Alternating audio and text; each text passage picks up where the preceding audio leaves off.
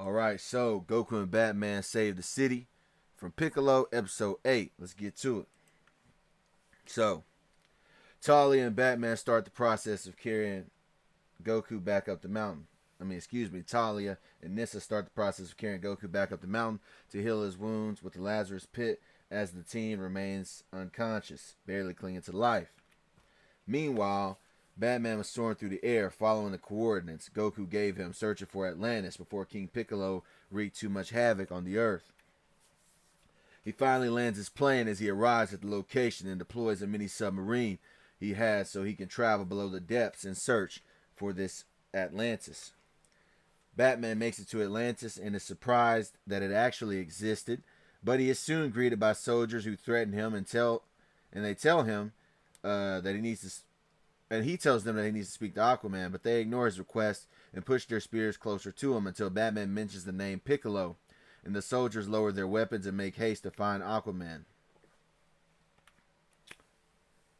Aquaman is surprised to hear about the Demon King's return and wonders how he was freed from his prison, knowing that no human could have made it that far below the ocean, and then he realizes it must have been a fellow Atlantean, but he didn't have time to find out who it was because he remembered how dangerous Piccolo was to Atlantis according to the stories from his father in the legends.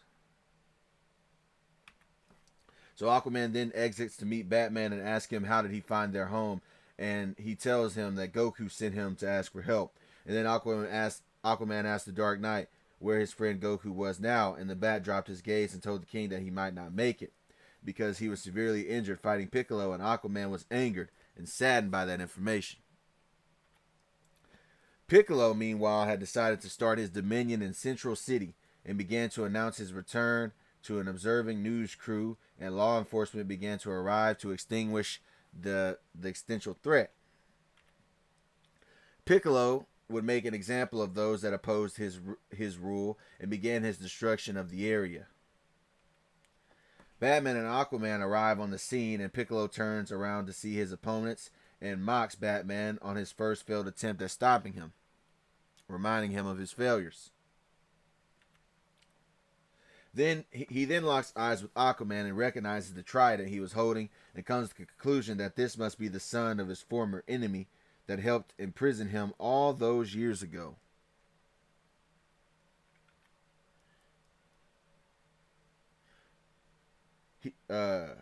Aquaman wasn't in the mood for small talk, so he decided it was time for violence and rushed his adversary with killer intent, wanting to stop the Fiend before his conquest ended up ultimately leading to Atlantis. Batman watched the clash outwardly, but inwardly the wheels were turning in his head on how he could cripple this city's threat. Piccolo tells Aquaman that he is clearly weaker than his father and that Atlantis will fall because of their weak leader, and this frustrates the Aquatic King and makes his technique sloppy, which causes the villain to take advantage and send him into nearby buildings. Meanwhile, Goku is placed into the mystic waters of the Lazarus Pit to benefit from its healing properties, and his wounds begin to close.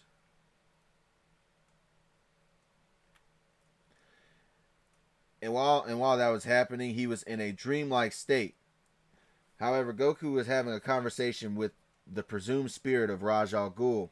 His former master was telling Goku that he must be the one to put an end to Piccolo once and for all, and that unlike his other student, he must do what it takes to save the Earth. Goku was confused by his statement and wondered what Raj meant by this sentence, but everything began to fade to white. And Goku emerged out of the green water stronger than ever and revitalized from the Lazarus Pit that he had been sunk in. And he doesn't waste any time and asks where Piccolo was ready to settle the score. Ready to settle the score with the Demon King. Meanwhile, while the battle raged on in Central City, Batman was busy rescuing civilian stragglers from the chaotic scene of the Titans clashing in this urban area. Aquaman was being put on the back foot because he was out of his element, and Piccolo was taking advantage of his novice opponent.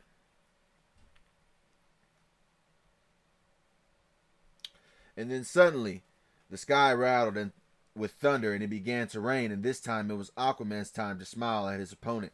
And Piccolo asked him why he was amused, and Aquaman told his opponent that he is stronger in the water. Alright, that the water makes him stronger. So, round 2 was going to be a different ball game as the Battle of the Kings continued. And Batman started turning his vehicle system on, trying to calibrate a plan B just in case something bad went wrong. Messing with his sonic sound system. Goku was frustrated that his jetpack had been damaged, so he had to wait in a plane to get to the action, but the team was almost there at the location. Back to the fight, Piccolo was impressed with Aquaman's strength. Strength increased, but the battle wasn't over yet because the Demon King began to speak on how he still had the advantage in this fight. Because Aquaman might have gotten physically stronger than him, but his technique was still lacking as a martial artist, which gave him openings to exploit. Piccolo smiled to himself as he inwardly thought of his next course of action. The next time he saw an opening in his attack, he was going to give a severe wound to cripple Aquaman in the fight, and it looked like he was about to get his chance.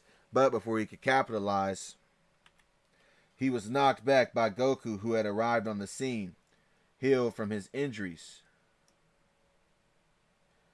and madder than ever as he glared at the green fiend before him.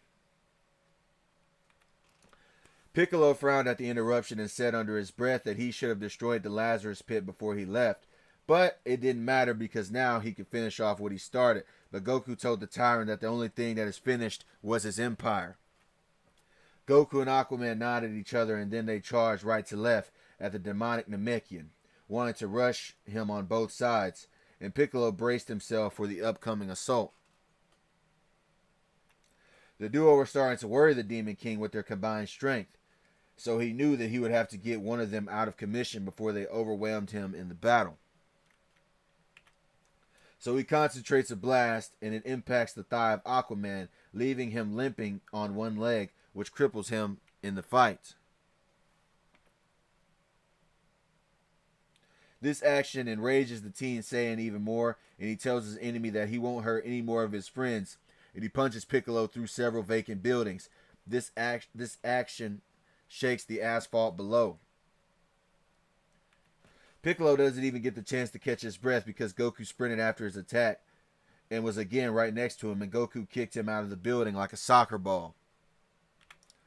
Piccolo rolls back and decides to fire an eye beam at his opponent, and Goku retaliates with an eye blast of his own, which, and when the energy collided, it melted the area around the blast radius. Piccolo was more winded in this battle than the refreshed Kakarot, and worry was creeping into his mind. In anger, he tells the boy that he and his friends are nothing more than a bunch of stubborn worms. And it's too bad that worms don't have the ability to fly. And then Piccolo flies into the skies to everyone's surprise and starts to charge explosive waves and sends them down at the city like he was dropping bombs down below. This action had the warriors fleeing from the devastation, and some civilians were even being vaporized from the bombardment. Aquaman had enough of this destruction and raised his trident to the sky and called upon the storms of Poseidon with his trident, and lightning began to assault the green man above in the sky. And while that was happening, a young Barry Allen was working on his latest project in Star Labs, refusing to evacuate from the news warnings in Central City. And at that time, he was struck by lightning, which zapped him into some chemicals. And then we jump back to the battle, and the lightning storm was proven to be effective on the Piccolo, and Goku wasn't going to let this opportunity go to waste, so he ran up a wall to deliver an axe-handle strike to the back of the demon's head and sent him spiraling back down to the pavement. And he was too eager in his pursuit and almost got blasted because of it, but Batman pulled him out of the way with his grappling hook. Piccolo was over their little team up and was going to eliminate them one by one, so he fired an explosive wave at Aquaman first because he wouldn't be able to dodge the attack due to his injury, but Goku decided to get in the way with his arms crossed, taking the brunt of the attack, which caused some pretty serious damage. And Piccolo didn't waste any time and took back to the sky and prepared an attack that would vaporize all of them. But he never got to finish his plan because Batman activated his ultrasound waves that were even more intense than the last frequency attack.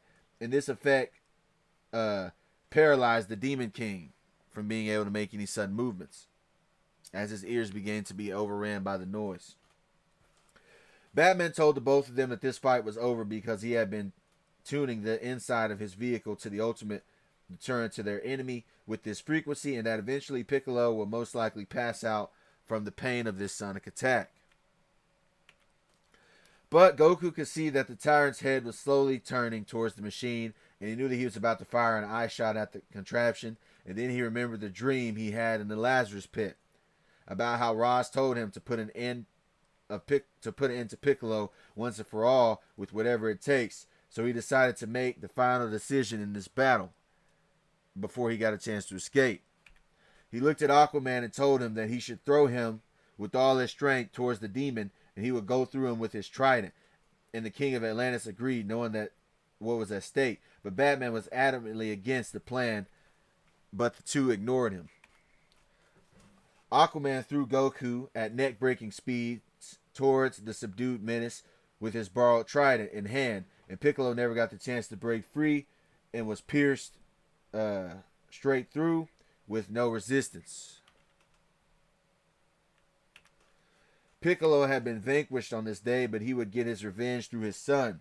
So he spits out an egg and launches it out of the country to an unknown location and gives up the ghost. The city was saved and the survivors were relieved. It was over, but hostility was still in the air because Batman was furious at what had just occurred, and he stated that it seems that Ra's al Ghul is now training kid metahumans to be killers. But Goku knows he did the right thing, but Batman just simply didn't see it that way, and he left the scene swiftly. Aquaman, however, believed that his younger friend did the right thing and told him that Atlantis owes him for his contribution in keeping them safe from a menacing threat, and then the King of Atlantis limped towards the oceans, ready to recover from his injuries.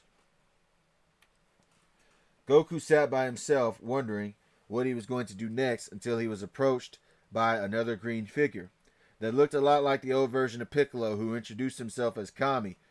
The aged guardian told Goku it was time to come with him, and Goku did because he remembered Ra's al Ghul telling them in the story that he teamed up with the King of Atlantis and the Guardian of Earth, and he realized that this must be the Guardian of the Earth that he was talking about. And while that was happening, Piccolo's egg had landed within the throne room of Black Adam, who decided he would raise this egg into Kahndaq society. And that is where we're going to be ending things. So like, comment, subscribe until the next time. Peace. Let me know what you guys think of this episode. Till the next one. Gone.